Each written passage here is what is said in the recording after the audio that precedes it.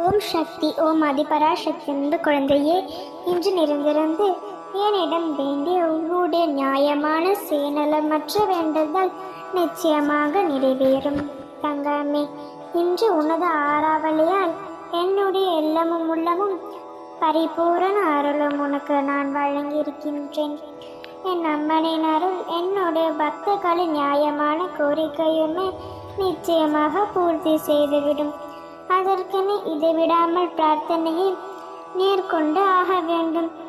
அது மட்டுமில்லாது அந்த பிரார்த்தனைகளை அளித்து நிறைவேற்றுவேன் என்ற நம்பிக்கையும் உனக்கு இருக்க வேண்டும். நம்பிக்கையோடு பொறுமையும் சேர்ந்தே இருந்தால் எல்லாம் நல்ல விதமாகவே நடக்கும்.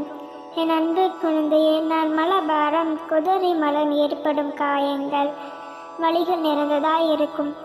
ஆனால் அது கொடுக்கும் ஆனந்தமாக வாழ்க்கையில் பல வழிகளை வலித்து கொடுக்கக்கூடியது. குழந்தையை நேர்மறையான சிந்தித்து செயல்படும் பொழுது இந்த நிலம் மாறிவிடும். எந்த உலகில் உள்ள அனைத்து ஆத்மாக்களும் அதனை மட்டும் வளப்படுத்துவதால் எந்தவித பயனும் இருக்கப் போவதில்லை. உன்னுடைய ஆன்மாவையும் தெய்வீக தன்மத்தையும் பலப்படுத்தும் பொழுது இந்த பிரபஞ்சம் நல்ல வாழ வழி நடத்தும். குழந்தையே, என்னை நேசிப்பவர்கள் அவரவர் வாழ்க்கையை சந்தோஷமாக வாழ்ந்து கொண்டு மற்றவர்களையும் நின்னிடம் அன்போடு நேசித்து கொண்டும் அச்ச உயிரினங்களையும் நேசித்தவர்களைத்தான் எனக்கு மிகவும் பிடிக்கும். என் அன்பு குழந்தையே, நான் அனைத்து ஊர்களையும் சமமாகத்தான் கருதுகிறேன்.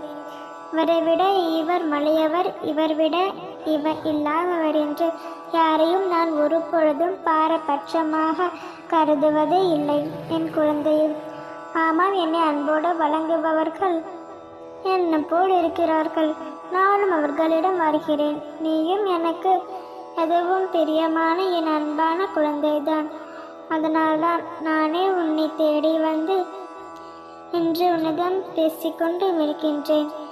அம்மனை விட வேறு ஒன்றும் இல்லை என்று தவணையை மனதில் நிறுத்தி என்னுடைய சொற்களை நம்பிக்கையோடு உன் ஆர்வத்தை என் மீது திறப்பு. என்னையே லட்சியமாக எடுத்துக்கொள்.